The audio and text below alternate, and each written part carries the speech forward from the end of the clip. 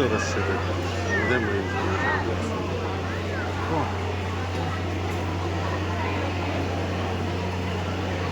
ಒಳಗಡೆ ಶಿವನ ದರ್ಶನ ಮಾಡ್ಕೊಂಡು ಇದು ಒಳಗಡೆಯಿಂದ ಹಿಂಗೆ ಬಂದರೆ ಸೊ ಇದು ಶನೇಶ್ವರ ಜನ ನೋಡಿ. ನೋಡಿ ಗಜರಾಜ ಕಾಣ್ತಿದ್ದಾರೆ. ಅಲ್ಲಿ ಹತ್ರ ಹೋದರೆ ಫೋಟೋ ವೀಡಿಯೋ ಮಾಡೋಂಗಿಲ್ಲ. ದ್ವಾರ ಭಾಗದ ಮುಂದ್ಗಡೆ ಗಜರಾಜ ಕಾಯ್ತಾ ಇದೆ ನೋಡಿ.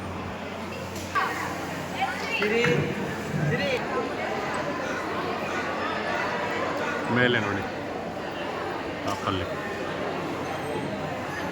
ಇದು ಶನಿಮಹಾತ್ಮ ದೇವಸ್ಥಾನ ಮೇನ್ ಗೋಪುರ.